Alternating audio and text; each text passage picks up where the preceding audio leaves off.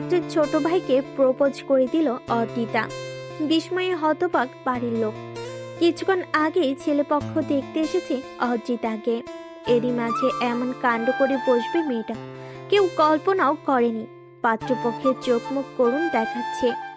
লজ্জে টলমল করছে পাত্রের ছোট ভাই। বড় ভাইয়ের জন্য দেখতে আসা মেয়েটা এভাবে প্রপোজ করে দিবে তার ধারণার বাইরে। অদ্রিতার বাবা একগাল হেসে মেয়েকে রুমে পাঠিয়ে দিলেন। অদ্রিতার ভাবখানা এমন যেন কিছুই হয়নি, বরং ডাইনিং টেবিল থেকে নাশপাতি নিয়ে কামড় বসিয়ে দিল। মেয়ের এমন কাণ্ডে চটে গেলেন লোকনা। মুজাহিদ শেখ কোনো মতে অতিথি বিদায় করলেন। লজ্জে ওনার নাক কাটা গেছে। ওজি ওজি বের হো রুম থেকে। আজ তোর একদিন কি আমার যে কয়দিন লাগে। অনেক বেড়ে গেছিস না? আজ তোর পিঠে খুন্তি ভাঙবো শয়তান মেয়ে। আহ লুবনা, তুমি থামবে? দেখো বের হয়ে একদম সাফাই গাইবে না বলে দিচ্ছি। তোমার আশকারা পেয়ে এত সাহস হয়েছে ওর। বাবা মায়ের কথা শুনে বের হয়ে আসি অদ্রিতা, হাতে আদো খাওয়া নাশপাতি। কি হয়েছে আম্মু? এত চিৎকার করছো কেন? বাসায় কি ডাকাত পড়লো নাকি? বদমাস মেয়ে, আজ তোর ঠ্যাং ভাঙবো আমি। লাজ লজ্জা বলে কিচ্ছু নেই। শেষমেশ পাত্রের ছোট ভাইকে প্রপোজ করে ফেললি। লুবনা, তুমি থামবে? আমার মেয়ের কোনো দোষ নেই এতে। তুমি চুপ করো। মেয়ের কোনো দোষ নেই না? মান সম্মানে কিছু রেখেছে আজ? অদ্রিতা মুখ চেপে হাসলো। নাশপাতিটা টেবিলে রেখে বলল, বলেছিলাম না তোমায় এইসব পাত্র দেখা বন্ধ করো। তুমি শুনেছো আমার কথা? শোনোনি তো? আমি কেন শুনবো তোমার কথা? হ্যাঁ তাই তো, আদ্রি মামুনি একদম ঠিক বলছিস। আমি তোকে ফুল সাপোর্ট করছি। লোকনা ন্যাকা কান্না জুড়ে দিলেন। কপালে হাত রেখে বললেন, আমার পোড়া কপাল। বাপ বেটি তো মিলে আমার হাড় মাস কালি করে দিল গো। এত ভালো পাত্র এসেছে আর এরা পাই ঠেলে দিল। খুন্তি হাতে চেঁচামেচি করতে লাগলেন। প্রায় 5 মিনিট একই বলি আওড়ালেন। বাবা মেয়ের দিকে রক্ত চক্ষু দিয়ে তাকিয়ে তারপরই কিচেনে চলে গেলেন। মুজাহিদ হো হো করে হেসে উঠলেন। অদ্রিতাও হাসতে লাগলো। বাবার কাঁধে মাথা রেখে চোখ পুজে নিল। মুজাহিদ মেয়ের মাথায় হাত বুলিয়ে পড়লেন, যাই বলিস না কেন, আজ কিন্তু একদমই ঠিক করিসনি। কি করব আব্বু? এবার তো এরা তো আজ ফাইনাল ডেট দিয়েই যেতেন। তাই বলে এমন করবি? তোর মামা প্রচন্ড রেগে আছেন, যাওয়ার আগে ফ্যাস ফ্যাস করেছেন। থাক, রাখো তো মামার কথা। আমি টাইম দিব, দেখবে সোজা হয়ে যাবে। মুজাহিদ মৃদু হাসলেন। মেয়েটা অবুঝ। মধ্যবিত্ত ফ্যামিলির মেয়েরা একটু বড় হলেই মানুষের কাছে দৃষ্টিকটু হয়ে ওঠে। তাদের নানা দিকে বুঝে শুনে চলতে হয়, না হলে চুন থেকে পানি খসলেই কেচ্চা রটে যায়। এই তো কিছুদিন আগের ঘটনা। অদ্রিতারই ক্লাসমেট লিজা। মেয়েটা পড়াশোনাতে বেশ ভালো। মধ্যবিত্ত ফ্যামিলির হাসি খুশি মেয়ে। অ্যাডমিশন টেস্টের জন্য কোচিং করে রোজ। একদিন কোচিং এ বয়ফ্রেন্ড আসে। তাদের মাঝে রাগারাগি চলছিল। ওরা নিজেদের মাঝে মিটমাট করতে থাকে। রাগারাগি মিটে যাওয়ার ছোট্ট করে সেলিব্রেশন করতে ক্যাফেতে যায়। এলাকার কিছু বদ্ধ মস্তিষ্ক যুক্ত মানুষের চোখে পড়ে সেটা। ব্যাস হয়ে গেল। মেয়েটাকে বেশ অব্দি বলে দিয়েছে ও নাকি ছেলেটার সাথে আলাদা একই রুমে সময় কাটিয়েছে। আরো বিচ্ছিরি কিছু ভাষা। তাই মেয়েটার বাবা মা জোর করেই অন্য ছেলের সাথে মেয়ের বিয়ে দিয়ে দিলেন। না হলো পড়াশোনা, আর না হলো প্রেমিকের সাথে ঘর। আর সেই থেকে লোকনা ভয়ে আছেন, যদি তার মেয়েটা কোনো ভুল করে বসে কি করে সমাজে মুখ দেখাবেন। মধ্যবিত্তদের আর যাই হোক, সমাজের ভয়টা একটু বেশি। দেখো আপা, আদ্রি কিন্তু অনেক বাড়ছে। দুলাভাই অতি আদরের মেয়েটারে বাদর বানাইছে। এখনো সময় আছে, মায়া বিদায় করো, না হলে কোনো অঘটন করে ফেলবে। আহ বাবলু, থাম একটু। জানি ও যে একটু বাদর ছেলে মানুষ, তবে আজে বাজে কাজ কখনোই করবে না। আপা, সময় গেলে বুঝবা মেয়ের নামে কোনো কিচ্ছা নাই। এখন বিদায় করার সঠিক সময়। মুজাহিদ খবরের কাগজ পড়ছিলেন। মেয়ের নামে কথাগুলো হজম করে নিলেও বেশ রাগ হলো। মামার দায়িত্ব পালন না করে পাড়া প্রতিবেশীর দায়িত্ব পালন কেন করছে? সমালোচনার জন্য পাড়া প্রতিবেশী কি অভাব আছে? বাবলু অনেক তো হলো, বোনের কানটা তো পচিয়ে ফেলেছ, নিজের মেয়ের দিকে খেয়াল আছে? দুলাভাই, থামো তো তুমি। বাবলু, তুই আমার সাথে আয়, রাতে খেয়ে যাবি কিন্তু। মুজাহিদ হাসলেন। মানুষ বিচিত্র রঙের প্রাণী, নিজের ঘরে ঠিক নাই অন্যের ঘরে এসে আগুন লাগায়। বাবলুর মেয়েটা তো অদ্রিরও ছোট, এই ছোট বয়সে মেয়েটার বিয়ে দিয়ে কি লাভটাই বা হলো? সেই তো সংসারে ঝামেলা আর ঝামেলা, মাঝখান থেকে মেয়েটার জীবন নষ্ট। বিকেলের ঘটনা, সে তো স্কুল থেকে এসে পড়লো। আপা, এই আপা, কি হয়েছে বলো? তুই কি করে প্রপোজটা করলি রে? আমার তো সাহসই হচ্ছে না। সাহস থাকতে হয়। ইস, কেন যে আজ স্কুলে গিয়েছিলাম, সিনেমাটা মিস হয়ে গেল। ধুর। বিছানায় বালিশ দুটো রেখে অতি গম্ভীর দৃষ্টিতে তাকালো। সে তোর কান টেনে দিয়ে বলল, তোর না সামনে পরীক্ষা, পড়াশোনা বাদ দিয়ে আমার সাথে মস্করা করছিস? আহ আপা, ব্যথা পাচ্ছি তো। পড়তে বসো, না হলে আম্মুকে গিয়ে বলবো আমার জন্য নয়, এখন থেকে তোর জন্য যেন পাত্র দেখে। বিয়ের পাংখা গজিয়েছে। আমি তো এক পায়ে রাজি।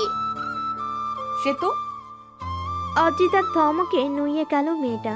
টেবিল থেকে বই নিয়ে স্টাডি রুমে চলে গেল। ফস করে দম ফেলল অদ্রিতা। কিছুদিনের মাঝেই অ্যাডমিশন নিতে হবে, অথচ মায়ের পাত্র দেখা দেখি শুরু হয়ে গেছে। আচ্ছা, বাবা কি পড়াশোনাতে সাপোর্ট দিবেন? সকাল সকাল বেশ মেজাজে আছেন লুবনা। মায়ের এমন মিষ্টি আচরণে খটকা লাগছে। তীক্ষ্ণ দৃষ্টিতে লুবনার দিকে তাকিয়ে আছে সেতু। তার পরিষ্কার মস্তিষ্ক বলছে, আবার 12টা বাজতে চলেছে। কি হয়েছে, খাচ্ছিস না কেন? না মানে, আপা এলে খাবো। আচ্ছা, তাহলে এটা রেখে দে, ওর যে এলেই না হয় গরম গরম পরোটা ভেজে দিব। মায়ের এমন নরম আচরণে সেতু হা হয়ে গেল। বাবা ফাইল হাতে কাজ করছেন, টেবিল জুড়ে হরেক রঙের ফাইল।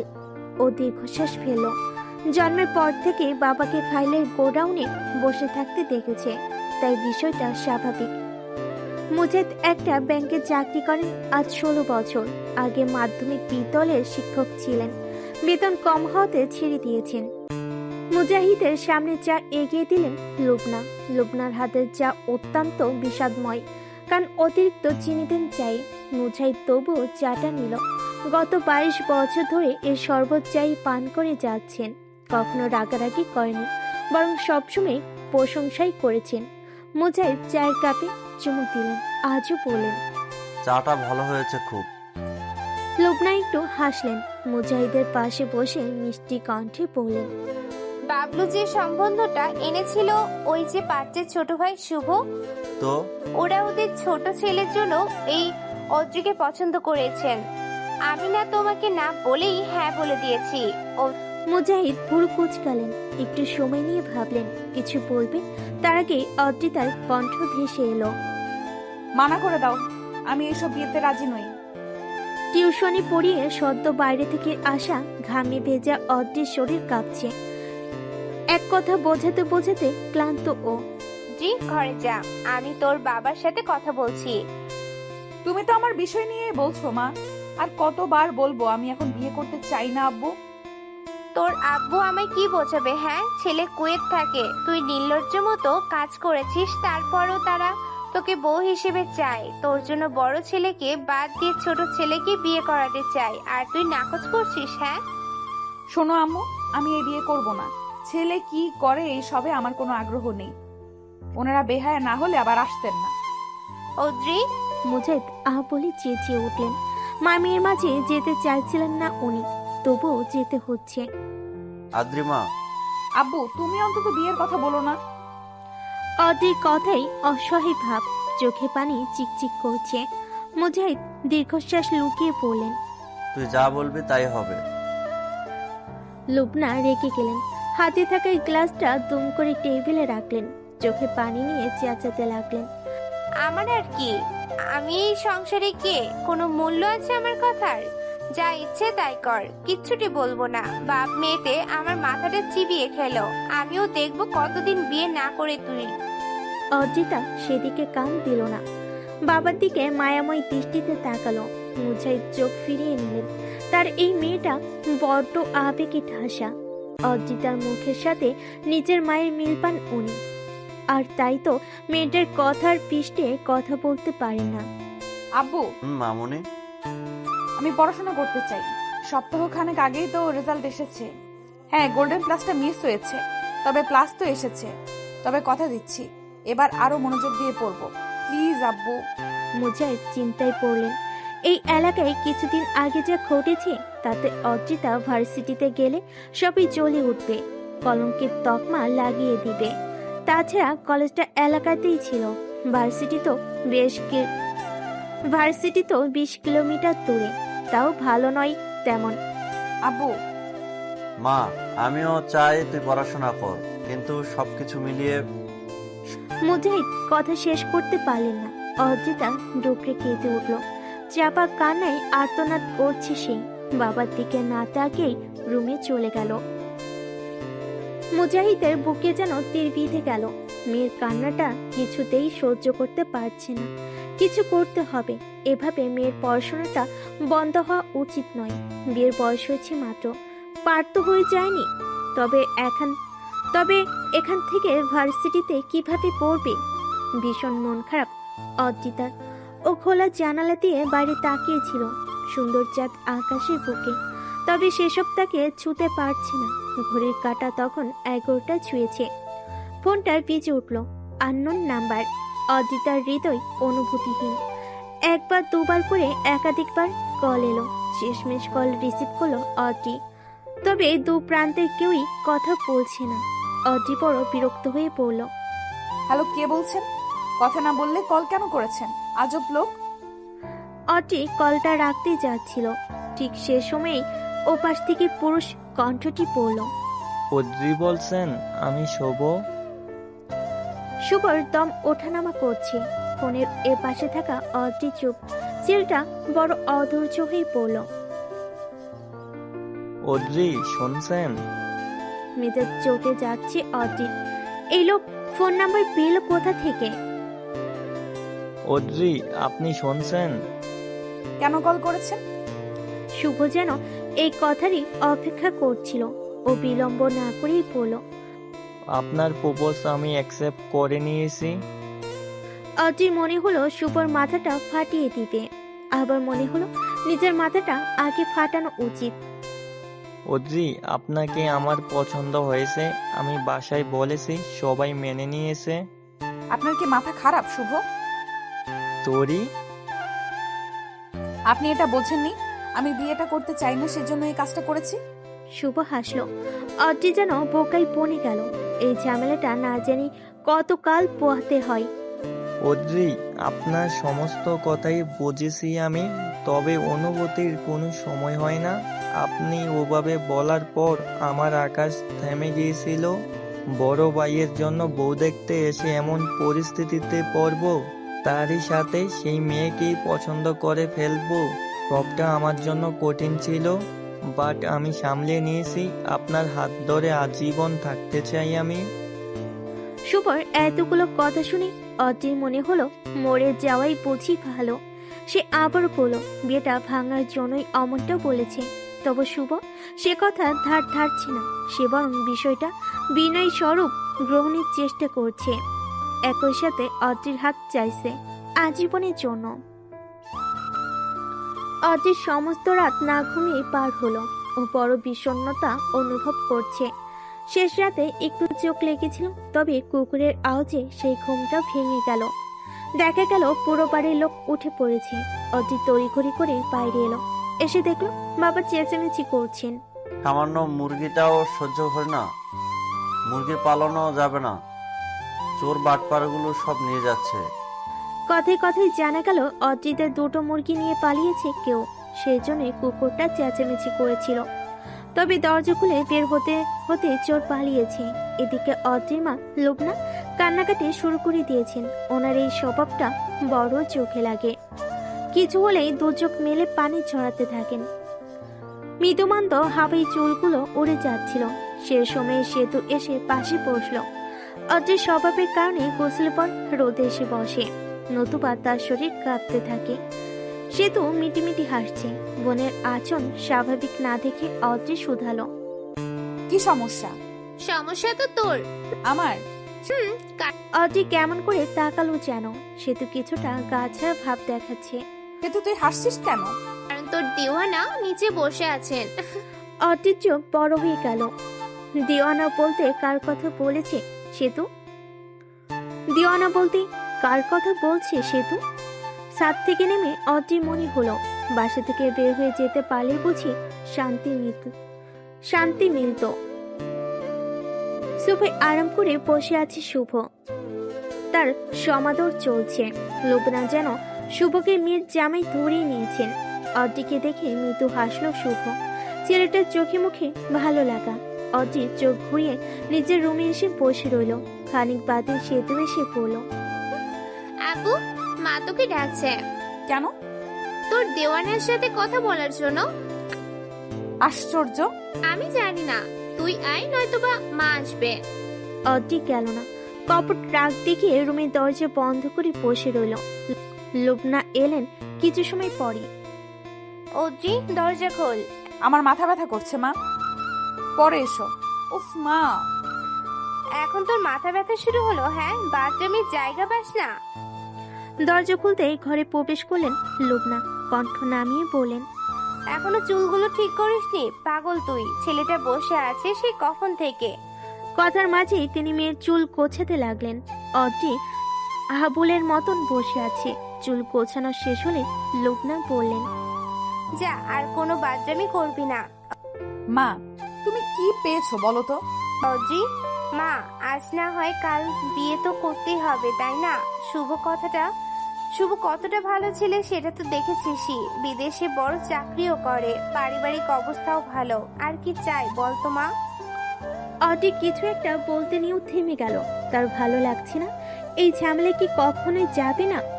পুকুর পাড়ে এসে বসেছে অদ্রি আর শুভ। শুভ দেখতে সুন্দর, চেহারাটাই মায়াও রয়েছে। তবে অদ্রির হৃদয়ে কোনো অনুভূতি নেই। ওর মন মস্তিষ্ক নিজের ক্যারিয়ারের দিকে চলছে। কত স্বপ্ন, কত আশা। অনেকটা সময় পর শুভ বলল, অদ্রি, আপনি আপসেট? হুম। সোজা সাপটা বলে হাসলো শুভ। অদ্রি সেই হাসি দেখে বরং বিরক্তই হলো। আপনি বিষয়টা মজার ছলে নিচ্ছেন কেন শুভ? আমি চাই না বিয়ে করতে। কাউকে পছন্দ করেন? অদ্রি সরু চোখে তাকালো। সত্যি বলতে তার পছন্দের কেউ নেই। যদি শুভকে থামাতে পছন্দ আছে কথাটি বলে, তবে মা আজই বিয়ে দিয়ে দিবেন। তাই প্রশ্নটা এড়িয়ে গেল অদ্রি। শুভ কিন্তু নাছুর বান্দা, সে বলল, যাক, এই দিক তাহলে ক্লিয়ারই আছে। আমি জানি আপনি চান না বিয়ে করতে, কারণ আপনার মনে সংশয় বিয়ে হলে আপনি কেরিয়ারের বাধাগ্রস্ত হবেন। কথাটা ঠিকই বলেছে শুভ। তবে অদ্রি কিছু বলছে না। শুভ একটু সাহস সঞ্চয় করে মেয়েটির আরেকটু নিকটে এসে বসল। অদ্রি কিছুটা ভয় পেয়ে পড়ল। দূরে সরে বসুন। শুভ মৃদু হাসলো। মেয়েটির এই স্বভাব তার বড় ভালো লেগেছে। যে মেয়ে নিজেকে শুদ্ধ করে রাখতে চায় সে নিশ্চয়ই স্ত্রীর রূপে সেরা। ভয় পাবেন না, এমন কিছু করব না যাতে কলঙ্ক হবে। তবে জেনে রাখবেন, এই হাত ছোঁয়ার অধিকার শোভন নিয়ে ছাড়বে।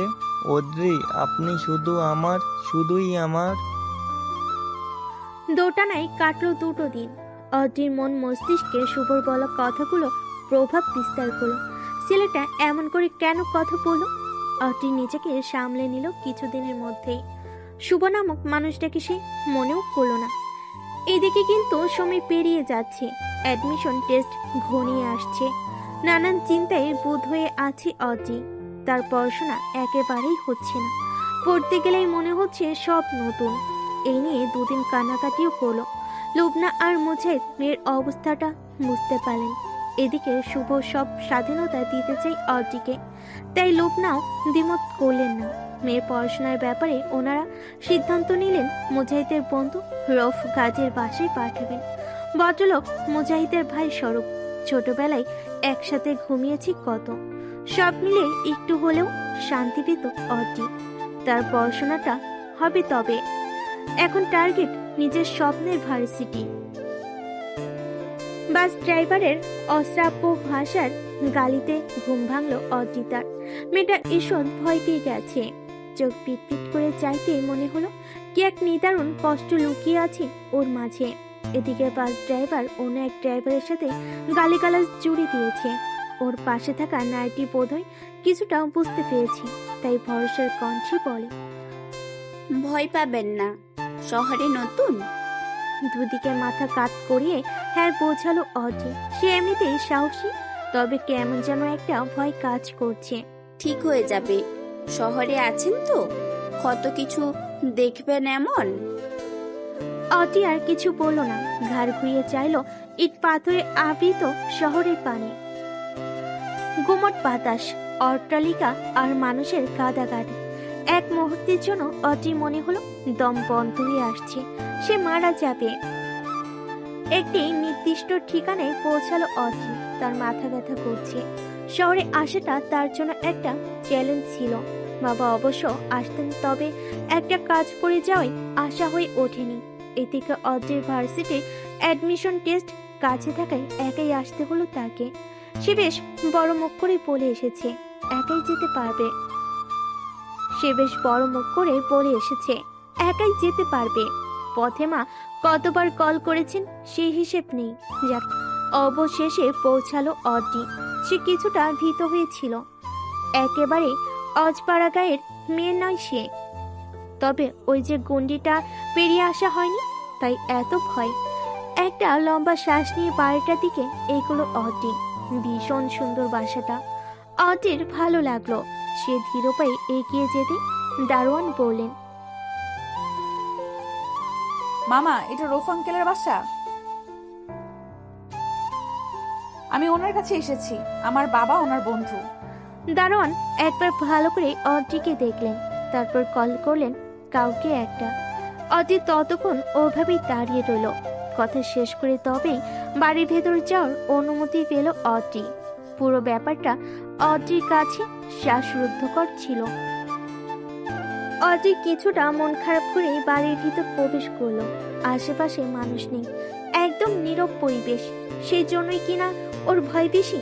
এর মধ্যে হুট করে ফোনটা বেজে উঠলো। চট করে রিসিভ করলো অজি। অদ্রি, আমি শোভ বলছি, আপনি পৌঁছে গেছেন? অজি ভেবেছিল মা ফোন করেছেন, তাই চট করে রিসিভ করেছে। ও পাশে থাকা শুভ পুনরায় বলল, অদ্রি শুনছেন? জি, পৌঁছে গেছি। কথাটি শেষ করে কল রাখতে যাচ্ছিল, তবে এতে শুভকে অপমান করা হয়, তাই ও পুনরায় ফোনটি তুলল। ও পাশ থেকে শুভ হেসে পড়ল। ভেবেছিলাম আপনি বুঝি কল রেখে দিবেন। অজি কিছু বলল না, শুভই বলল, ঠিক আছে, সাবধানে থাকবেন, পরে কল করব। শেষ বাক্যটিতে অজি মনে হলো বড় জোর গলায় বলতে, আর কল করবেন না, আমার ভালো লাগে না। তবে বলা হলো না। অজি ব্যাগ দুটো হাতে তুলে নিয়ে বাড়ির সদর দরজা দিয়ে প্রবেশ করলো। চারপাশের সাজসজ্জা দেখে আনমনে হাঁ হয়ে গেল ও। এই ধরনের বাড়ি সাধারণত সিনেমাতে দেখানো হয়। রৌফ আঙ্কেলরা ধনী, তবে এত ধনী এটা আশা করেনি ও। ধন সম্পদ মানুষকে অহংকারী করে তুলল। রৌফের পরিবার এই দিক থেকে আলাদা। তারা ভীষণ মিশুক প্রকৃতির, বিশেষ করে রৌফের স্ত্রী রোকেয়া। তিনি তো অদ্রিকে কন্যার মতনই ট্রিট করেছেন। অদ্রি ভীষণ অবাক হচ্ছে সব কিছুতে। খাওয়া দাওয়া পর্ব শেষ করে অদ্রিকে ঘর দেখিয়ে দেওয়া হলো। আলিশান বাড়ির আলিশান কক্ষ। অদ্রির এবার ভালো লাগছে। এই পরিবেশটা তার পছন্দ হলো। মায়ের সাথে কথা বলে সে গোসল সেরে নিল। জার্নি করে ক্লান্ত ছিল, তাই তুলতুলে বেডে গা ছোঁয়াতেই ঘুম এসে দু চোখ ভরিয়ে দিল। সন্ধ্যায় ঘুম ভাঙলো অদ্রির। এবার শরীর চাঙ্গা লাগছে। হাত মুখ ধুয়ে সে এলো ড্রয়িং রুমে। রফ আর রোকেয়া বসে আছেন, হাতে চা। ঘুম ভেঙেছে মা? জি আন্টি, টায়ার্ড ছিলাম তো, তাই অনেকটা সময় ঘুমিয়েছিলাম। ভালো করেছো। এখন বলো, চা খাবে নাকি কফি? চা খাবো আন্টি। আচ্ছা, আসো তাহলে। কথাটি বলে উঠতেই নিয়েছিল রোকেয়া। অদ্রি বাধা দিয়ে পড়ল। কিচেন থেকেই তো, আমি নিতে পারবো। রোকেয়া যেন কিছুটা খুশি হলেন। মেয়েটার স্বাভাবিক ভাব তাকে স্বস্তিও দিচ্ছে। কেটলি থেকে গরম চা নিল অড্রি, যা ওর সবসময় প্রিয়। যে কোনো সময়ই চা পানে অভ্যস্ত সে। কেটলিটা রাখার সময় নজর পড়ল বৃহৎ জানালাতে বাগান দেখা যাচ্ছে, সেখানে আবার ফোয়ারাও রয়েছে। রাতের আধারে বড় সুন্দর দেখাচ্ছে। আকাশসম আগ্রহ নিয়ে ফোয়ারার দিকে এলো অড্রি, চেয়ে রইল। দারুণ সুন্দর এটি, তাই ছুঁয়ে দেখার লোভ সামলাতে পারেনি। যেই না ছুতে যাবে অমনি একটি কণ্ঠ ভেসে এলো। এখানে কে? পুরুষ কণ্ঠ। অড্রি সামান্য ভয় পেয়ে গেছে, তাই পেছনে না ঘুরেই পড়ল। জি আমি। আমি কে? আমি মানে বাক্যটি পুরো করার আগে পুরুষটি পুনরায় পড়ল। এখানে কি? এবার অড্রি আসলেই ভয় পেল। সে ঘুরে তাকানোর সাহস পাচ্ছে না। কণ্ঠটা একটু বেশি ভয়ালো যেন। চওড়া দেহের পুরুষটি সামনে এসে দাঁড়ালো। অড্রি শুকনো ঢোক গিলছে। ছেলেটা বেশ মেজাজ নিয়েই বলল, নাম কি? আদ্রিতা শেখ। ক্লাস? এইচএসসি দিয়েছি। এই প্রশ্নের জবাব দিতে গিয়ে যেন বিব্রত হচ্ছে অড্রি। ও সরু চোখে তাকালো, দেখলো পুরুষটি গম্ভীরভাবে তাকিয়ে আছে। ওর কেন যেন কান্না পাচ্ছে, নিজের সত্তা হারিয়ে ফেলেছে যেন। রাকিব, ওকে ভয় দেখাচ্ছ কেন? কণ্ঠটি রোকেয়ার ধরে প্রাণ ফিরে পেল অড্রি। তাকালো অসহায় দৃষ্টিতে। রাকিব একটু জোরে হেসে ফেল। রোকেয়া ছেলের নিকটে এসে বললেন, তুমি কবে ঠিক হবে বলো তো? এখানে কেন? কখনোই ঠিক হবে না আমার আম্মু, কখনোই ঠিক হবে না আম্মু। বাট ও যে এত ভীতু তা জানতাম না। ভীত শব্দটি বলাই অদ্রির মুখশ্রী ফ্যাকাশে হয়ে এলো। সে ভীত? সত্যি কি তাই? বিপরীতে কোনো জবাব এলো না। রোকেয়া অদ্রির মাথায় হাত রাখলেন। ভয় পেও না, ও আমার ছেলে রাগী, বড় দুষ্টু। উফ আম্মু, বড় দুষ্ট হয়েছো তুমি। বয়স হলো তবে বুদ্ধিটা হচ্ছে না। আদ্রিকে সরি বলো রাগী। বাক্যটি বলে রোকে অদ্রির দিকে তাকালেন। অদ্রি বলল, ঠিক আছে আন্টি, সরি বলতে হবে না। এই কথা বলেও রাকিব কিন্তু সরি বলতে ভুলো না। সেই সাথে রোকেয়া যেন না শুনতে পান, তাই ফিসফিস করে বলল, ভীতু মেয়ে। ভীত মেয়ে? অদ্রিতা শেখ আর ভীত শব্দটি একেবারেই বেমানান। নিহাতি সে ভদ্র, নতুবা রাকিব নামের ছেলেটির গাল লাল করে দিত। নিজ কক্ষে বসে এসবই ভাবছিল সে। অমন সময় কলটা বেজে উঠল। বড়ই বিরক্ত হলো অড্রি। রিসিভ করলো না, তবে ও পাশের ব্যক্তিটু থেমে নেই। লাগাতার কল করে চলেছে। এবার অড্রি কল রিসিভ করলো, তবে টু শব্দটু করলো না। ও পাশ থেকে কণ্ঠটি পড়ল, অদ্রি, আমি শুভ বলছি। শুভ? আপনি কখনোই আমার জন্য শুভ নন। সর্বদা অশুভ হয়েই কেন আসেন বলেন তো? ও পাশ থেকে কণ্ঠটি বলল, রাকিবের ঘরের লাগোয়া বারান্দাটা একটু বেশি সুন্দর। বিশাল আর খোলা হাওয়াতে এর সৌন্দর্য অধিক চোখে পড়ে। দুদিন ধরে বারান্দার দিকে নজর যাচ্ছে অর্জুন। মেয়েটা একটা সংকোচ থেকে সে পথে আর যায়নি, তবে এই ভোরবেলায় লোভটা যেন সামলে উঠতে পারেনি। ভীষণ সুন্দর একটা ঘ্রাণ নাকে সে ধরা দিচ্ছে। অর্জুন ছুটি গিয়ে নিজের বারান্দায় এসে দাঁড়ালো। এখান থেকে রাগিবের বারান্দাটা দেখা যায়। নানান রঙের ফুল রাখা সেখানে। অর্জুন মন ছুটে যেতে চাচ্ছে। ও বিড়াল পায়ে এগিয়ে গেল। করিডোর পেরিয়ে আসতে পায়ের গতি নেমে গেল। রাকিব জিম করে এসেছে। উন্মুক্ত শরীরে বিন্দু বিন্দু জলবিন্দু। অদ্রির মনে হলো তার শরীর কাঁপছে, চোখ ঘোলাটে হয়ে আসছে। সরে যেতে চাইলে রাকিব ডেকে উঠল। দাঁড়াও। থেমে গেল অদ্রির পদযুগল। রাকিব এগিয়ে এসে ওর বরাবর দাঁড়ালো। ক্ষীণ স্বরে বলল, এত ভোরে এখানে কেন? প্রশ্নের উত্তরটি চট করে দিতে পারছে না অদ্রি। রাকিব কয়েক সেকেন্ড অপেক্ষা করে আশেপাশে তাকালো। আমাকে খুঁজতে এসেছিলে? এবার প্রতিবাদ করলো অদ্রি। দ্রুত সুরে পড়ল, না তো, তবে নিয়ে এসেছি। বুঝি কিন্তু। কি বোঝেন? যা বোঝাতে চাও। আমি কখন কি বোঝালাম? আশ্চর্য তো। রাগিব কেবল হাসলো। অদ্রি চেয়ে রইল। এই পুরুষটি তার দেখা সব থেকে অদ্ভুত মানুষের মধ্যে পড়ে। টানা পড়াশোনা চলছে অদ্রির। মেয়েটার পরীক্ষা রয়েছে, তাই দম নেওয়ার ফুসরত নেই। রোকে এসে নাস্তা দিয়ে গেলেন। অদ্রির ভালো লাগে বুক ভরে এলো। মায়া নিয়ে তাকালো ও। মেয়েটার সেই দৃষ্টি দেখে হাসলেন রোকেয়া। মাথায় হাত বুলিয়ে বললেন, সমস্যা হচ্ছে মা? কিছুটা ভয় হচ্ছে আন্টি, আমার জীবনের ব্যাপার মনে হচ্ছে। ছি মা, এই পরীক্ষাকে জীবনের সাথে তুলনা কেন করছো? আন্টি ভয় হচ্ছে।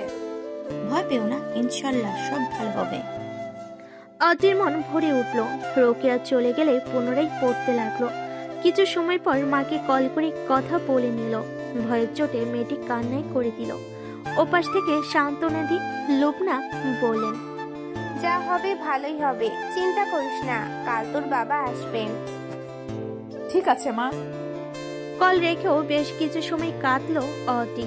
পরীক্ষায় যাওয়ার আগে রোকেয়া এসে দোয়া পড়ে ফু দিয়ে দিলেন। অদ্রির চোখ ভিজে এসেছে। এই মানুষটার প্রতি অদ্ভুত শ্রদ্ধা পাচ্ছে সে। ড্রাইভারের হাত ভেঙেছে। অপ্রত্যাশিতভাবে ঘটনাটা ঘটল। এদিকে অদ্রির লেট হচ্ছে। ওর কান্না পাচ্ছে রীতিমতো। রোকেয়া বিষয়টাও বুঝতে পারছিলেন। ওই মুহূর্তেই বের হচ্ছিল রাগিব। রাগিব, শুনে যাও। গান শুনতে শুনতে বের হচ্ছিল রাগিব। মায়ের ইশারা পেয়ে কাছে এলো। জি আম্মু। কোথাও বের হচ্ছ? অদ্রির পরীক্ষা আছে, নিয়ে যাও। রাকিব যেন চোখ মুখ কুচকে ফেল। রোকেয়া বললেন, ড্রাইভারের হাত ভেঙেছে।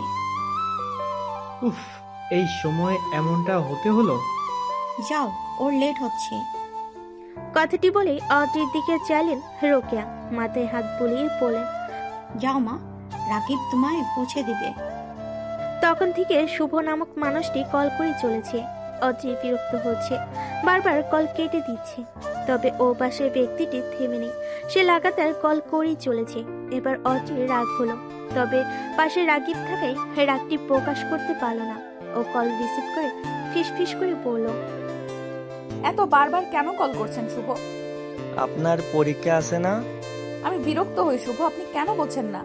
আপনাকে আমার পছন্দ নয়। প্রথমবারের মতো শুভকে এভাবে প্রত্যাখ্যান করলো অদ্রি। শুভ কিন্তু কষ্ট পেল না। বিনিময়ে হেসে বলল, তাতে কি? আশ্চর্য মানুষ আপনি। অদ্রি, আপনাকে আমার অনেক বেশি মনে পড়ে। অদ্রি থেমে রইল। কি বলবে বুঝতে পারছি না। শুভ ও পাশ থেকে বলল, ভালো করে পরীক্ষা দিবেন আর মনে রাখবেন আপনি আমার। কলটি কেটে যেতেই রাকিব বলল, বয়ফ্রেন্ড? না। কলটি কেটে যেতে রাগিব বলল। অদ্রির শক্তপোক্ত জবাব। রাগিব হাসলো। সেই হাসিতে কেমন অপমান বোধ করলো অদ্রি। দাঁত কামড়ে বসে রইল। কিছু সময় যেতেই রাগিব বলল, তুমি বড় চালাক মেয়ে। এটা কেন বললেন? একসাথে দুটো ছেলেকে ঘুরাচ্ছ। অদ্রির মাথায় যেন আকাশ ভেঙে পড়ল। রাগিব হেসে চলেছে। ভয় পেও না, মজা করে বলেছি। এটা কোনো মজার মধ্যে পড়ে না। আপনি এমনটা কেন বললেন? দুঃখে অদ্রির কান্না পেল। রাগিব গাড়ি থামিয়ে বলল, এমনি বলেছি। আপনি এমনি বলেননি, অন্য কিছু মিন করছেন। আমাকে খারাপভাবে প্রেজেন্ট করলেন, অথচ বিষয়টা এমন নয়। এই যে ফোনের ওপারে থাকা ব্যক্তিটি যে ছিলেন তার নাম শুভ, যে কিনা আমার কেউ না। কেউ না মানে কেউ না। তাকে আমি পছন্দ করি না, একদমই না। কথাগুলো বলতে বলতে কান্নায় ভেঙে পড়ল অদ্রি। রাগিব বুঝল সে হয়তো কিছু ভুল করেছে। তবে দুঃখ প্রকাশের ফুসরত মেলেনি। তার আগে গাড়ি থেকে নেমে গেছে অদ্রি। চোখের জল মুছে এগিয়ে চলেছে কেবল। পরীক্ষা ভালো হয়েছে। অদ্রির মন কিছুটা ভালো। সে ফুরফুরে মেজাজে বের হতে দেখল রাগিব দাঁড়িয়ে আছে। কেন যেন একটা অভিমান এসে চেপে ধরল ওকে। ও অন্যদিকে চলতে যাচ্ছিল। অমন সময় মেয়েটির হাত স্পর্শ করলো পুরুষটি। কোথায় যাও? আপনাকে কেন বলবো? রাগ দেখাচ্ছ? দেখাচ্ছি। বাপরে, তোমার এত তেজ? তেজ কথাটি বলতেই অদ্রি ঘুরে তাকালো। রাগিব মিটি মিটি হাসছে। পারেন, আপনি অনেক খারাপ। জানি তো। এভাবে হাত ধরে আছেন কেন? ধরলেই সমস্যা? অবশ্যই সমস্যা। শুভ এসে আপনাকে ইচ্ছে মতন মারবে। আদবের যেন হাসি পেল। সে অবশ্য হাসিটা লুকিয়ে রাখার প্রয়াস করলো না। অদ্রি অন্যদিক ফিরতেই রাগিব শুধালো। শুভ সাহেবের এত জোর? অদ্রি চুপ। রাগিব আর বিষয়টি ঘাটালো না। আলতো হাতে মেয়েটির চুল টেনে বলল। সরি, আসো এবার। অদ্রি চুপ করে চলতে লাগলো। পথে বেশ অনেকবার কথা বলার চেষ্টা করলো রাগিব, তবে অদ্রি চুপ। আশ্চর্য, তার অদ্ভুত লাগলো কোনো এক অদৃশ্য টানে গোষ্ঠীর প্রতি গাঢ় অভিমান দেখাতে পারছে সে, অথচ বিষয়টি স্বাভাবিক দৃষ্টিতে একদমই স্বাভাবিক নয়। পরের দিন সকাল থেকে মন ভালো নেই অদ্রির। বাবা আসবেন নিতে, অথচ ওর মন যেতে চাইছে না। এই না যেতে চাওয়ার জন্য দায়ী রাগিব। ছেলেটার প্রতি অন্যরকম টান অনুভব হচ্ছে, কিন্তু এটাকে কি বলা যায় সেটা বুঝে আসছে না। এ নিয়েও ভীষণভাবে দ্বিধায় ভুগছেও, কান্না পাচ্ছে, তবে সে উপায় নেই। সকাল থেকে রোকেয়া ভীষণ যত্ন করে চলেছেন। একটু পরপরই দেখতে আসছেন। রোকেয়া না থাকলে সত্যি কেঁদে ফেলতো ও। সব থেকে খারাপ লাগছে রাগিব নামের পুরুষটি চোখে দেখাও দিচ্ছে না। লোকটার অন্তরে একটু কি মায়া নেই? আবার একটা অভিমান জমলো। অদ্রি দ্রুত সবকিছু গুছিয়ে নিল। তখন বাজে 11টা। মুজাহিদ এসে পড়লেন। অদ্রিও তৈরি, কিন্তু রাগিব নেই। এবার সত্যি কান্নার চোখ ভিজে গেল ওর। ব্যাগপত্র নিয়ে বলল। আব্বু, তুমি এসো, আমি সামনে আগাই। কথাটি শেষ করে এগিয়ে গেল অদ্রি। কান্নায় তার চোখ ভেজা, লাল হয়ে আছে মুখটা। বের হতে চোখ পড়ল রাগিবকে।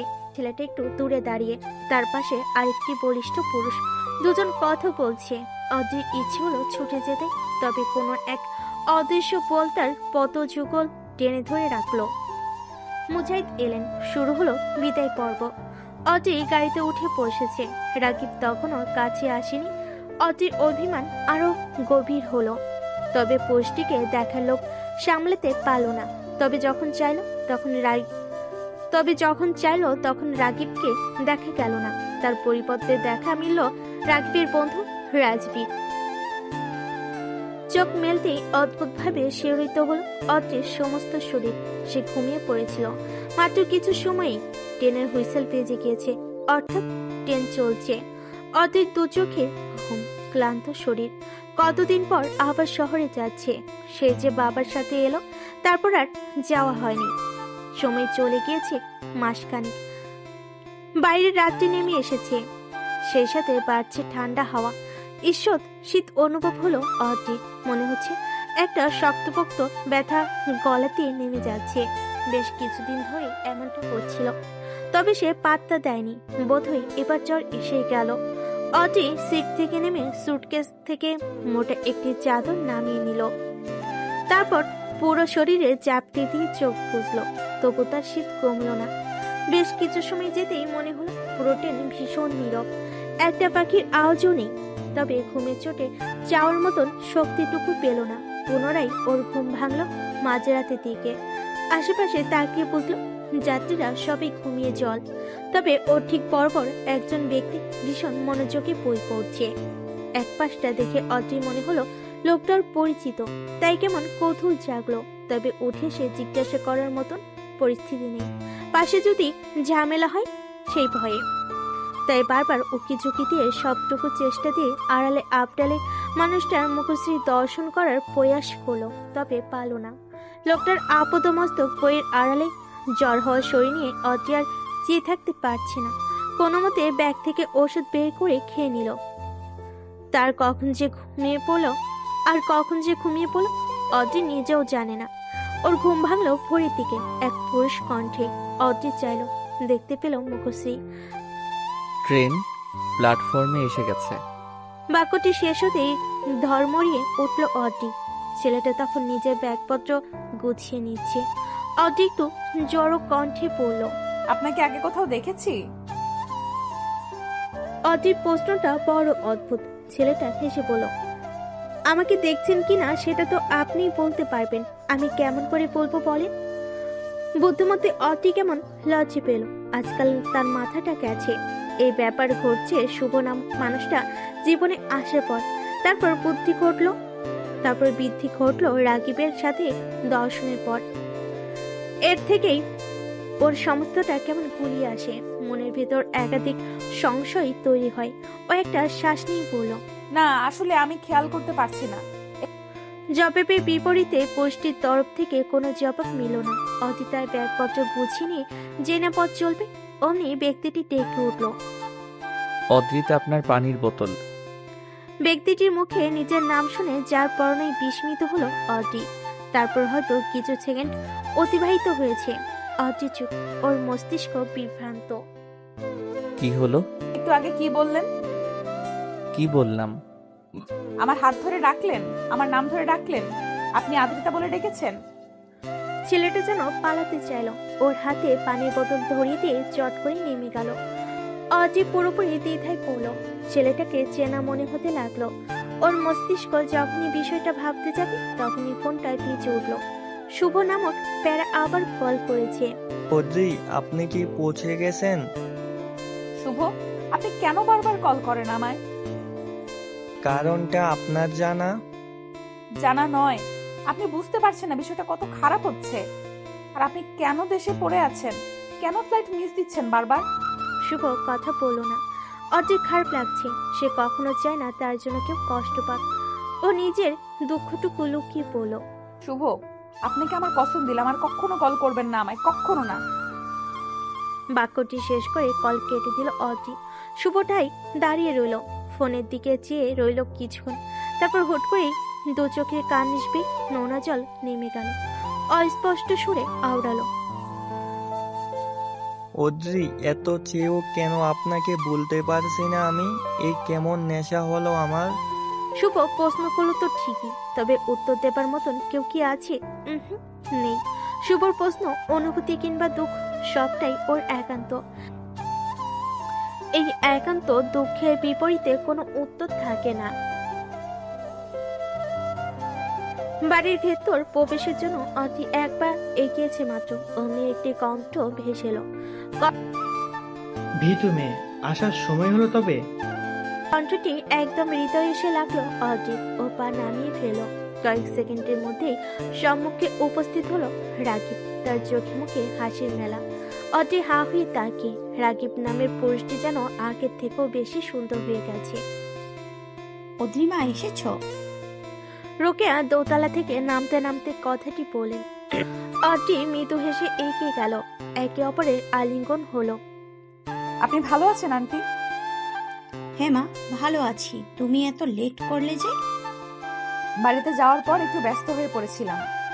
আচ্ছা ঠিক আছে, চোখে মুখে পানি দিয়ে আসো, এতটা জার্নি করলে।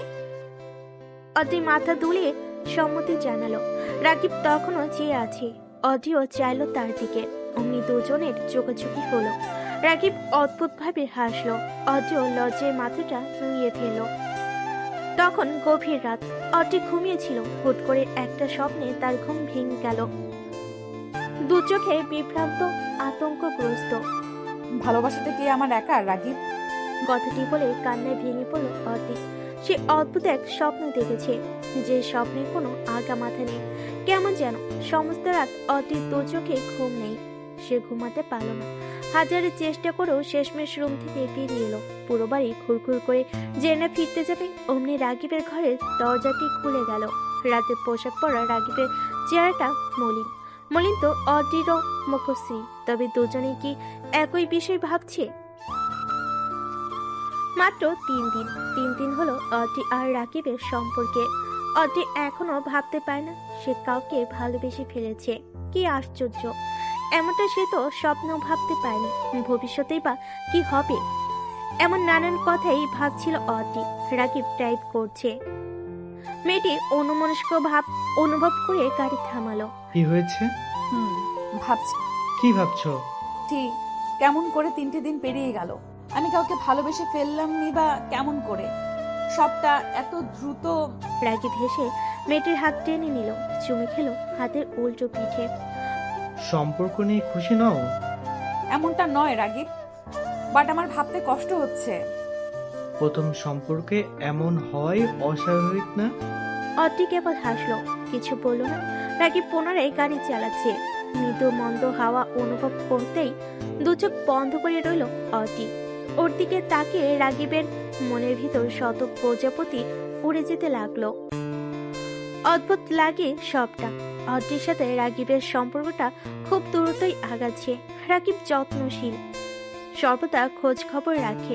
মাঝে মাঝে অটির মনে হয় এই পৃথিবীটা এত সুন্দর, রাগিবের সাথে সম্পর্ক না হলে ও সত্যিই জানতো না। স্বভাবতই গোসল শেষে চুল শুকাচ্ছে অটি। তার চুলগুলো রাগিব একটু বেশি পছন্দ করে। যখনই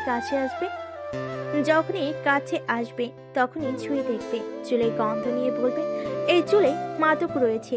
অজি তখন কি এক লজ্জে নুয়ে থাকে, অথচ কোনো কালে সে লাজুক ছিল না।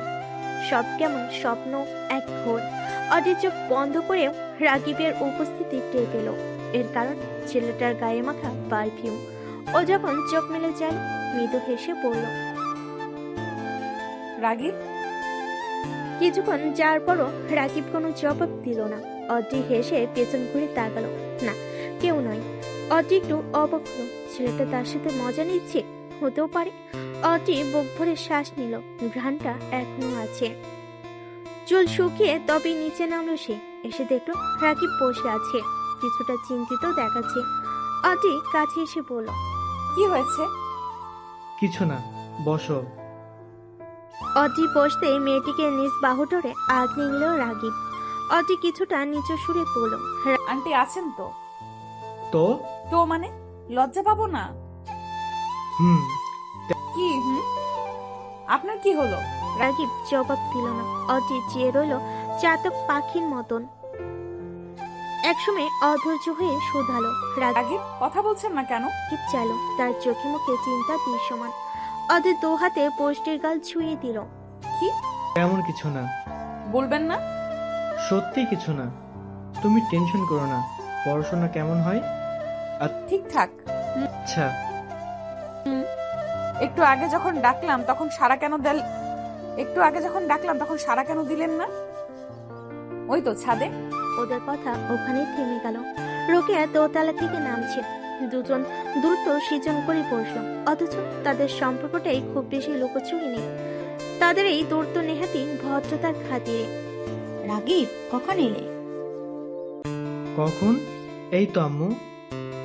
চা খাবে তোমরা? অড্রি মাঝ পথে বলল। আমি আনছি আন্টি। রাগিব ওর হাত টেনে ধরল। অড্রি অসহায় নয়নে তাকিয়ে। রোকেয়া তাদের দুজনের দৃষ্টি যেন পড়তে পারলেন, তাই মৃদু হেসে বললেন, আমি আনছি, তোমরা বসো। রোকেয়া চলে যেতে অড্রি কিছুটা অসন্তোষ সুরে পড়ল। এটা কি হলো? রাগিবের ভাবলেশীন জবাব। কি আবার? আপনি আন্টির সামনে অমন কেন করলেন? কারণ এমনি। উফ, আপনি একটা অদ্ভুত লোক। অড্রির বলার ভঙ্গিমায় হেসে ফেলল রাগিব। অড্রি চেয়ে রইল। 1 সেকেন্ড 2 সেকেন্ড করে অনেকটা সময় পার হলো। রোকেয়া চা হাতে নিয়ে ফিরতেই রাগিব একটা জরুরি কাজে বাইরে চলে গেল। চা খাওয়ার হলো না, এতে মন খারাপ নেমে এলো অড্রির চোখে মুখে। রোকেয়া মেয়েটির মাথায় হাত রাখলেন, কিছু সময় হাত বুলিয়ে দিয়ে বললেন, ও ফিরে আসবে মা, টেনশন করো না। অদৃশ্য ব্যথায় অড্রির দু চোখ ভরে উঠল। রোকেয়া মাতৃস্নেহে কন্যাটিকে কাছে টেনে নিলেন, ভরসার সাথে বললেন, খুব দ্রুত দুজনের বিয়ের ব্যবস্থা করব। পরের দিন ভার্সিটি থেকে আসার পথে একটি মহিলার সাথে ধাক্কা লাগলো। অড্রি বেশ ব্যথা পেল। ব্যথার চোটে হাঁটতেও তার কষ্ট হচ্ছে। পথের যাত্রীরা তাকে টেনে উঠে রিকশায় করে বাড়ি পাঠালো। ওই খবরটি রাগিব পেতে ছুটে এলো অফিস থেকে। তাকে বিভ্রান্ত লাগছে। এদিকে অড্রির পায়ে বেশ কিছু অংশে আঘাতপ্রাপ্ত, হাতেও চোট লেগেছে, ঠোঁটের এক কোণ কেটেছে। সব মিলে খুবই বাজে অবস্থা। রাগিব এসে মেয়েটির যত্ন শুরু করে দিয়েছে, কেমন যেন করছে। তার এই অবস্থা দেখে অড্রি চুপ। রাগিবের প্রতি তার ভালোবাসাটা কেমন বেড়ে চলেছে। ওর কান্না পাচ্ছে। একটা মানুষ এতটা ভালোবাসতে পারে? 1 গ্লাস পানি পান করে ঘুমোতে এলো অড্রি।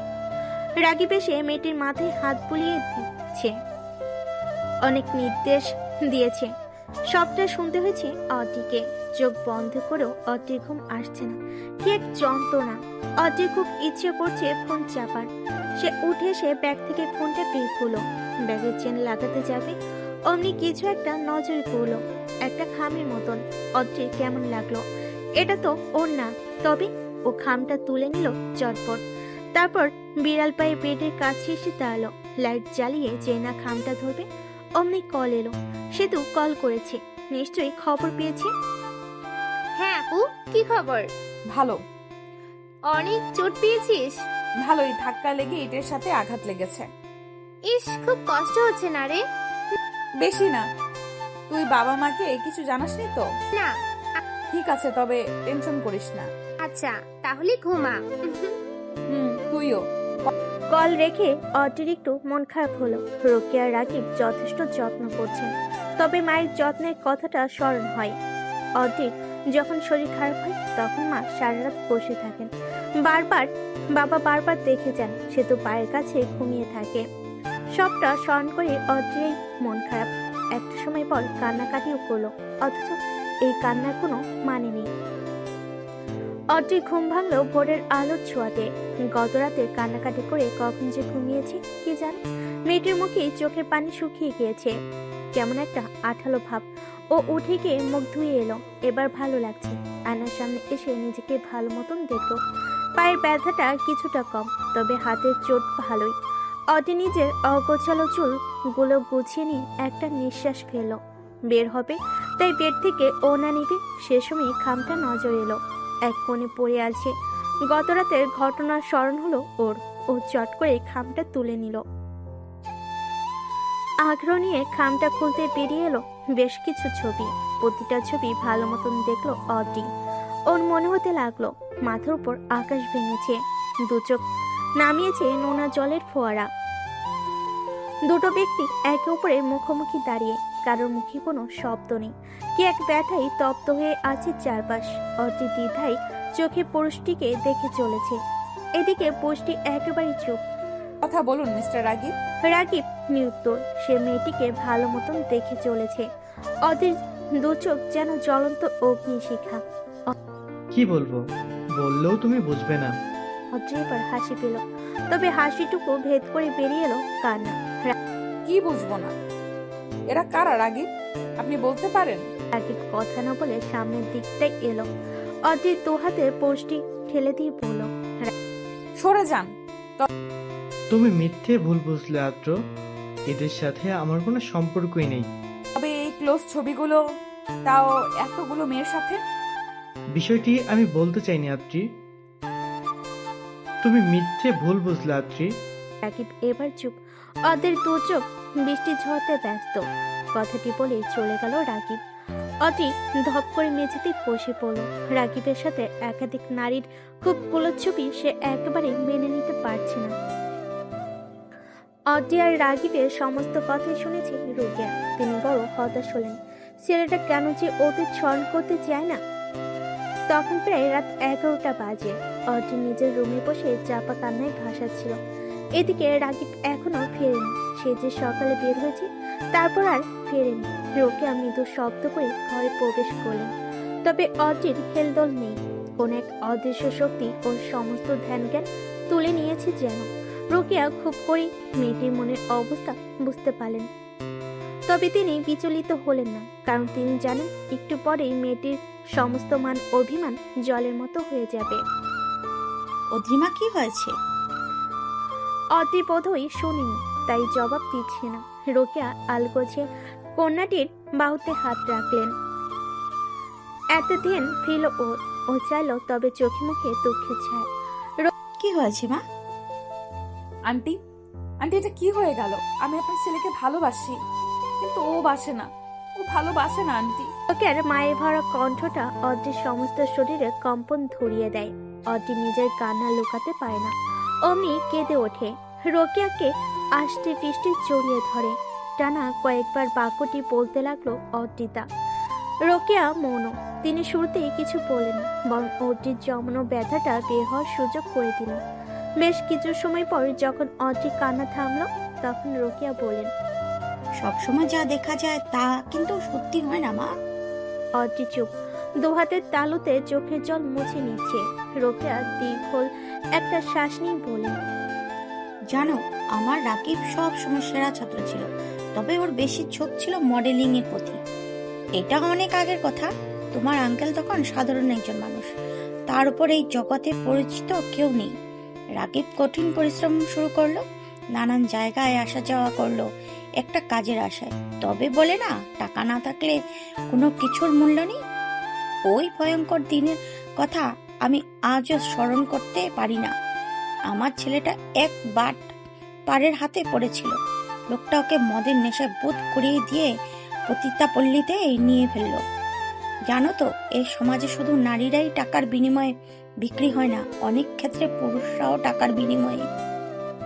পুরোটা শেষ না করি রোকেয়া বলেন, এই ছবিগুলি এমন কেউ হয়তো তোমাকে পাঠিয়েছে যারা আমাদের নজরে রাখে, আমাদের সম্পর্কে ভীষণ ভালোভাবে জানে।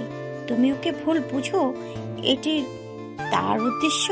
তবে বিশ্বাস করো, এই মেয়েগুলোর সাথে আমার ছেলের কোনো সম্পর্ক নেই। নেহাত এই পরিস্থিতির শিকার হয়েছিল, তবে অনেক কষ্টে আমার ছেলেটা সেই পরিস্থিতি মোকাবিলা করে। তবে যে দাগ লাগে সেটা তো আর সহজে যায় না মা। লোকজন তখন রাগিবের চরিত্র নিয়ে প্রশ্ন তুলত, অথচ সে নিজ ইচ্ছায় অমন জায়গা পৌঁছায়নি। আর না ওর দ্বারা কোনো খারাপ কাজ নিকৃষ্ট লোকগুলো করাতে পেরেছিল, শুধু ওই ক্লোজ ছবিগুলো ছাড়া। সবটা শুনে থ হয়ে যায় অদ্রি। ওর হাত পা কাঁপছে। রোকেয়া একবার মেয়েটিকে দেখে নিয়ে চলে যান, কারণ অদ্রি তার নিজস্বতা রয়েছে। রাগিবের প্রতি তার ভালোবাসা কতখানি সত্যি, এখন সেটাই দেখার পালা। রাগিব এখনো ফেরেনি, অথচ রাত পেরিয়ে ভোর হতে চলেছে। অদ্রির চোখে ঘুম নেই, সে বারবার গেটের দিকে তাকাচ্ছে। অধৈর্য সে পাগলের মতন ছোটাছুটি করছে। ওর ভালো লাগছে না। রাগবির ফোনও বন্ধ বলছে। তবে ছেলেটার কি হলো? অদ্রি কান্না পাচ্ছে। কেন সে ভুল বুঝেছিল? কেন সবটা না জেনে বুঝে অভিযোগ তুলল? ভীষণ রাগে অদ্রির দু চোখে বর্ষণ শুরু হয়েছে। তপ্ত সে জলে মেখে যাচ্ছে সমস্ত মুখশ্রী। ধীরে ধীরে পৃথিবীর বুকে সূর্যের আলোর আধিপত্য বিস্তার করেছে। ধীরে ধীরে পৃথিবীর বুকে সূর্যের আলোর আধিপত্য বিস্তার করেছে। অদ্রি মেঝেতেই বসে আছে, চোখ দুটো শুকিয়ে আছে নোনা জলের রেখাতে। হলুদ রঙা আলোতে মুখের সৌন্দর্য যেন বেড়েছে কয়েক গুণ। অনেকটা সময় পর গাড়ির হর্ন শোনা গেল। অদ্রি বুকের ভেতর লাফিয়ে উঠল। ও ছুটে বেরিয়ে পড়েছে।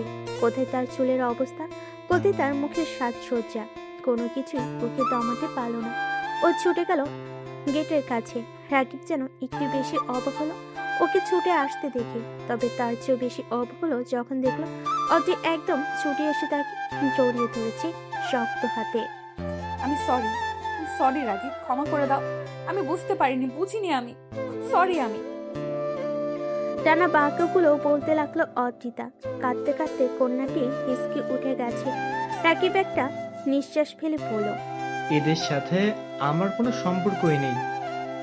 বিষয়টা আমি বলতে চাইনি আদ্রি, তবে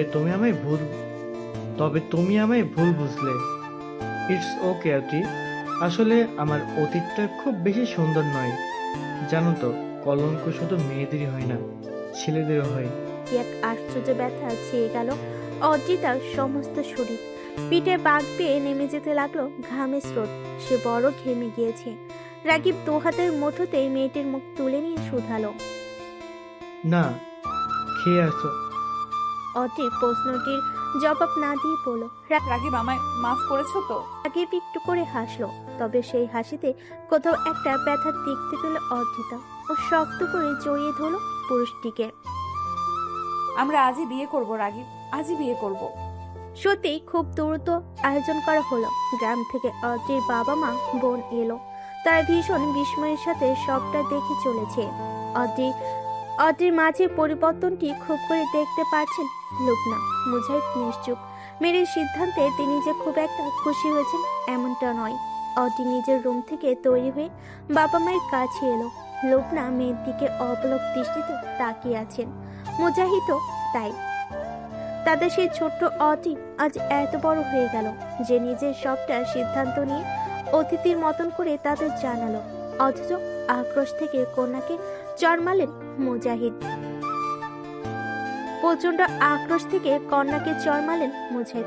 অদ্রি কিন্তু কোনো প্রতিক্রিয়া জানালো না, বরং বাবা মায়ের পা ছুঁয়ে সালাম করে বলল, আব্বু আম্মুর দোয়া করো যাতে আমি পৃথিবীর সবচেয়ে সুখী হই।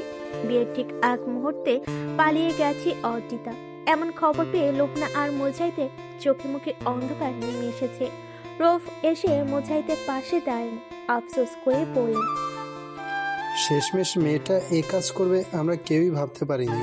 জানি না কোন বুদ্ধিতে এই কাজটা করলো। মুজাহিদ লজ্জায় মুখ তুলতে পারছেন। লোকনা তো যায়জি অবস্থা, তার মেয়েটা এতটা বিকে গেল। 1.5 ঘন্টা পর দেখা মিলল রাগিবের। শুকনো তার মুখশ্রী, ছেলেকে দেখে ছুটে এলেন রোকেয়া। রাকিব বাবা, পেলি ওকে? না আম্মু, পেলাম না। আদ্রি আমার সাথে এমনটা কেন করলো আম্মু? শেষমেশ আমার বন্ধুর সাথে। এ কথা বলেই একটা বেঞ্চে বসে পড়ল রাগিব। মেয়েটার প্রতি ভালোবাসার কোনো কমতি ছিল কি? ট্রেন চলছে, অদ্রির পরনে লাল বেনারসি, মুখে প্রসাধনী ছোঁয়া, কি সুন্দর লাগছে তাকে। অথচ ভেতরটা গুপ্ত ব্যথাই মরছে। অদ্রির পাশে বসে থাকা ছেলেটা 1 বোতল পানি এগিয়ে দিল, মুখে পড়ল। অদ্রিতা পানি খান। অদ্রি কিন্তু পানির বোতলটা ছুঁয়েও দেখলো না। ওর পরিস্থিতিটা বুঝতে পারছে রাজবি, তাই জোর না করে সাহস জোগাতে বলল, অদ্রিতা শুনেন আমার কথাটা, আপনার লড়াই সবে শুরু। আপনাকে অনেক লড়তে হবে অদ্রিতা, অনেক লড়তে হবে। অদ্রিতা আচমকাই হাওমাও করে কেঁদে ফেল। ওকে দেখে রাজবীর বড় মন খারাপ হলো। ও বেশি সময় মেয়েটির দিকে তাকিয়ে থাকতে পারলো না। বুকের ভেতর কোথাও একটা কষ্ট অনুভব হলো। অতিরিক্ত কান্নার ফলে অদ্রির শরীর ভীষণ দুর্বল হয়ে গেছে। ট্রেনের জানালা দিয়ে তত্তর করে বাতাস আসছে। রাতের আধারে সেই সমীরণ শরীফকে হিম করে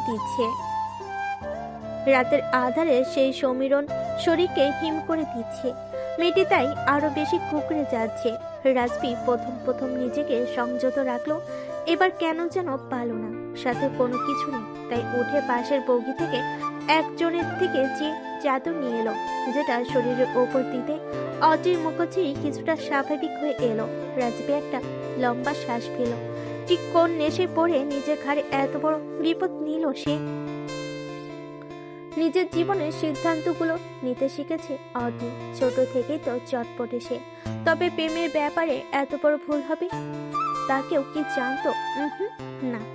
অদ্রির জীবনটা কেমন যেন, যে থাকতে চাইলো তাকে সে ফিরিয়ে দিয়েছিল, আর যে ভাগ্য পণ্যের মতন ব্যবহার করলো তার কাছে শান্তি খুঁজেছিল ও। অথচ ভাগ্য কার সাথে পাঠালো? অদ্রির এই জীবন বড় সংকটপূর্ণ। কে জানে কি আছে মেয়েটির ভাগ্যে, যেখানে এতদিনে পরিচিত ভালোবাসার মানুষ রাগিনী চরম নিকৃষ্ট বের হলো, সেখানে তার সঙ্গী রাজবি নামক মানুষটাই বা কেমন হবে? অদ্রি জানে না সে কোন আধারে এক টুকরো আলো খুঁজে চলেছে। ট্রেনের বিরক্তিকর শব্দেই ঘুম ছুটল অদ্রির। ও উঠে দেখলো আশপাশে কেউ নেই। স্বাভাবিকভাবেই এত বড় একটা ঘটনার পর ওর মস্তিষ্ক চাপে রয়েছে। তার উপর নিজেকে একা দেখে ও আরো বেশি বিভ্রান্ত হয়ে উঠল। ও চিৎকার করে উঠল, কয়েকবার চেঁচিয়েও বের হতে চাইল। ঠিক সে সময় একটা শক্তপোক্ত দেহে গিয়ে ঠেকলো ওর মাথাটা। ও ভীত হয়ে যাওয়া মুখশ্রী দেখে রাজবি বলল, অদ্রিতা, ভয় পাবেন না, আমি আছি, আপনি শান্ত হয়ে বসুন। স্বাভাবিক হতে কিছুক্ষণ সময় লাগলো অদ্রিতার। ও জানালার পাশে এসে বসলো। রাজবীর হাতে খাবার, সেটা এগিয়ে দিয়ে বলল, অনেক সময় ধরে না খেয়ে আছেন, খাবারটা খেয়ে নিন। অদ্রিতা ঘাড় খুঁড়িয়ে চাইল। দেখলো রাজবি নামের পুরুষটিকে। এই ব্যক্তিটিকে এর আগে আরো 2 বার দেখেছি ও। প্রথমবার রাগিবের সাথে, আর দ্বিতীয়বার ট্রেনে। তবে তখন চট করে বুঝে উঠতে পারেনি ব্যাপারটা। অদ্রির মনতা দেখে রাজবি পুনরায় বলল, খাবারটা নিন। অদ্রি এবার শক্তপোক্ত কণ্ঠে বলল, আমি কেন আপনাকে বিশ্বাস করব বলতে পারেন? রাজবি একটু হেসে নিল। ও ঠিক পাশটাই বসে বলল, সত্যি? অদ্রিতা, আপনি ভুলে যাচ্ছেন গতকাল আপনি আমাকে বিশ্বাস করে এত দূর এসেছেন। ব্যক্তিত্ব তাই রাজবীকে বিশ্বাস করি তো এতদূর এসেছে অজি, সেটা স্মরণ করেই ওর সমস্ত দেহ শিউরে উঠল। রাগিবার তার পরিবার সম্ভবত পৃথিবীর সব থেকে নিকৃষ্টদের কাতার পড়ে। রফ, রোকেয়া কিংবা রাগিব, তাদের তিনজনের অভিনয়ের জালে আটকে গিয়েছিল অটি। খুব সুন্দর এক প্ল্যান করে অটিকে প্রেম ফেল রাগিব। এটি মূলত তাদের বিজনেসের একটি অংশ। এর আগেও বহু মেয়েকে ভাগিয়ে এনে বিক্রি করেছে ওরা। অটির সাথে অবশ্য এমনটা প্ল্যান ছিল না। ঘটনার সূত্রপাত ঘটে অটি যেদিন প্রথমবার রাগিবদের বাড়িতে এলো। কথা ছিল অর্জি শুধু পরীক্ষা দিয়ে চলে যাবে, যেহেতু মুজাহিদের সাথে ছেলেবেলা থেকে বন্ধুত্ব রফের, তাই কথাটা তিনি ফেলতে পারেনি। কে জানতো খেলা এভাবে বদলে যাবে। অর্জি যেদিন বাড়ি এলো সেদিন রাতে একটা মিটিং চলছিল, আর সেখান থেকে ক্লায়েন্ট অর্জিকে ডিমান্ড করে ফেলে। রাগিব তখন বিষয়টিকে পাত্তা দেয়নি, তবে ক্লায়েন্ট যখন কোটি কোটি টাকার অফার করলো তখন রাগিবের মাথায় বিষয়টা চড়াও হয়ে ওঠে। তার উপর ক্লায়েন্টের কথা ছিল মেয়েটির শরীরে কোনো রকম আঘাত করা যাবে না, একটি সুস্থ সুন্দর দেহের অদ্রিতাকে চাই সে। তবে অদ্রি যেহেতু ওদের পরিচিত, তাই আর 5টা প্রজেক্টের মতন কাজ করা আর রাগিবের জন্য কঠিন ছিল। কোনোভাবেই অপহরণ করা যাচ্ছিল না, কারণ এতে করে ওর পরিবারের ভোগান্তি বাড়বে। কেস হলে ওদের ঝামেলা হতে পারে, তাই এমন কিছু করতে হবে যাতে সবটা ঠিক থাকে।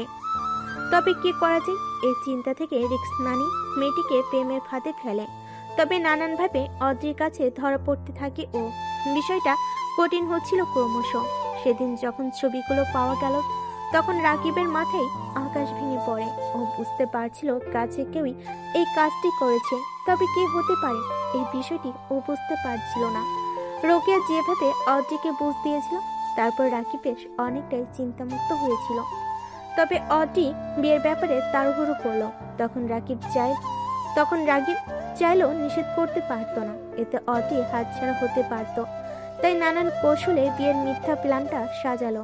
রাজবিকে বলা হয়েছিল অদ্রিকে বলতে গেটের বাইরে রাগিব অপেক্ষা করছে, কোন এক সারপ্রাইজ আছে। সেই অনুযায়ী সবটা হলো। তবে শেষে একটা টুইস্ট এলো। রাগিব দেখাতে চেয়েছিল অদ্রি রাজবির সাথে পালিয়ে গেছে, সেটা সাকসেসফুল তো হলোই। তবে টুইস্ট এলো তখন যখন সত্যি অদ্রিকে নিয়ে পালালো রাজবি। সবটা বুঝতে পেরে চিৎকার করে উঠল রাগিব, জিনিসপত্র ভাঙতে লাগলো। এতদিন কাঠি নাড়া মানুষটা ছিল রাজবি। তারই সামনে দিয়ে তারই করা প্ল্যানে তাকে মাত দিয়ে গেল তার পোষা ছেলেটা, যাকে চোখ বন্ধ করে বিশ্বাস করত রাগিব। আজ 2 বছর হতে চলল। অদ্রি একটা কেজি স্কুলে পড়াচ্ছে। ছোট ছোট বাচ্চাদের পড়াতে ওর ভালোই লাগে। অদ্রির আজ ক্লাস কম ছিল, তাই আগে ছুটি হয়েছে। ও বের হয়ে দেখলো স্কুলের বাইরে অপেক্ষা করছে রাজবি। ছেলেটার প্রতি অসম্ভব কৃতজ্ঞ। এই মানুষটা ছিল বলেই রাগিব আর তার পরিবারের নিকৃষ্টতা থেকে বেঁচে গিয়েছিল ও। শুধু তাই নয়, এই যে বেঁচে আছে বলে চলে, বেশ ভালোভাবে বেঁচে আছে। এই সবটা রাজবির জন্য। ছেলেটা নিজের জানের মায়া ত্যাগ করে রাগিবের মতন হায়নার চোখ এড়িয়ে অটিকে আগলে নিয়েছিল। তবে সব থেকে দুঃখের বিষয়টি হলো আজও বাবা মায়ের সাথে যোগাযোগ করতে পারলো না অটি। এর কারণ রাগিব যদি কোনোভাবে জানে বাবা মায়ের সাথে অটির যোগাযোগ আছে, তবে তাদেরকে মেরে ফেলতে দুবার ভাববে না নিকৃষ্ট লোকটা। তাছাড়া বাবা মা এই বিষয়গুলো জানতে পারলে কষ্ট পাবেন। সেই সাথে নানান সমস্যা রয়েছে। রাজবি অনেকটা সময় ধরে দাঁড়িয়ে আছে। অটির ভাবলেশীন চাহনি দেখে মুখের সামনে হাত দিয়ে শব্দ করলো। এতে করে ধ্যান ভাঙলো ওর। কোথায় হারিয়ে গিয়েছো? না এমনি। আচ্ছা ঠিক আছে, চলো। কোথায় বলা যাবে না, চলো আগে। কথাটি বলে অদ্রির হাত আগলে নিল রাজবি। এতে অদ্ভুত এক শিহরণ বয়ে গেল অদ্রি তার সমস্ত দেখে। ও অবলক নয়নে ছেলেটাকে দেখতে লাগলো। খুব বেশি সময় নিয়ে দেখলে বোঝা যায় রাজবি অসম্ভব সুন্দর একজন পুরুষ। গভীর দুটো চোখ, কালচে হওয়ার ঠোঁট, পুরো মুখশ্রীতে মায়া রয়েছে। হুট করে চোখ বাঁধতে শুরু করেছে রাজবি। অদ্রি এবার ধৈর্য হারিয়ে বলল, কি মশাই, আচার করে দেওয়ার ধান্দা নাকি? একদম তাই। এখন তুমি চুপ করো তো। কিন্তু আমরা কোথায় চলেছি? উফ, অদ্রিতা, এত কেন কথা বলো? আশ্চর্য তো আপনি। রাজবি এবার জবাব দিল না। অদ্রিকে ধরে সাবধানে পথ চলতে লাগলো। আজ অদ্রিতার জন্মদিন, সেটির জন্যই ছোট এক আয়োজন করেছে ছেলেটা। রাজবি চুপ করতে বলল, অদ্রিতা অতি। মেয়েটা কথা না বলে এক সেকেন্ডও থাকতে পারে না। ও এবার বলল, একটা কথা বললেন তো, আপনি কেন এতটা আমার জন্য করলেন? কেন নিজের জীবন রিস্ক রেখে আমাকে আগলে রেখেছেন? যদি রাগীব খোঁজ পায় তবে নিশ্চিত মেরে ফেলবে। রাজবি জবাব দিল না। এই প্রশ্নটি সে নিজেও নিজেকে সহস্রবার করেছে, তবে কোনো উত্তর আসেনি। কি এক নেশায় অটিকে আগলে রেখেছে সে। অটি জবাব না দিয়ে থেমে গেল। রাজবি বলল, কি হলো? জবাব কেন দিচ্ছেন না? রাজবি আবার চুপ। অটি নিজের চোখের বাঁধন খুলে ফেলল। রাজবি দেখল মেয়েটার চোখ ফুলে গেছে, চোখ দিয়ে বৃষ্টির মতন নোনা জল পড়ছে। কেন এতটা করলেন আমার জন্য? রাজবি মাথাটা নত করে চোখ বুঝলো। ভেতর থেকে সে কিছু একটা অনুভব করে বলল, অদ্রিতা, আমি জানি না কেন আমি এমনটা করে চলেছি, তবে তুমিময় নেশাটা আমার কখনো না যাক। আমি তোমাতে অভ্যস্ত হয়ে গেছি। সেই যে ছোটবেলায় পরিবার হারালাম, তারপর আমি কখনো কোনো কিছু নিয়ে স্বপ্ন দেখিনি। কত খারাপ কাজের সাথে জড়িয়েছিলাম, তবে এতগুলো মাস তোমাকে নিয়ে অনেক বেশি স্বপ্ন দেখে ফেলেছি। তবে কোনো জোর নেই। আমি সবসময় চাই আমার তুমি ভালো থাকো, সুখে থাকো, সুস্থ থাকো। বাক্যটি শেষ না হতেই অটিতা ছুটে এসে তাকে শক্ত করে জড়িয়ে ধরেছে, যার ফলে হুট করে শক্ত কিছুর আঘাত অনুভব করছে রাজবি। আশঙ্কিক সে ঘটনা ওর ভিতর অব্দি হারিয়ে দিল। আচমকা জড়িয়ে ধরার জন্য সে কিছুটা ব্যথা পেয়েছে, তবে বাইরে এই ব্যথা থেকে সুখের ব্যথাটা বেশি মনে হচ্ছে। অজিতার চোখের জলে ভিজিয়ে দিচ্ছে পুরুষটির বুকের মাঝখান। রাজবির চোখগুলো ঈশ্বর বড় হয়ে গেছে। তবে কি তার নেশাটাও এবার ব্যক্তিগত তুমিতে পরিণত হতে চলেছে?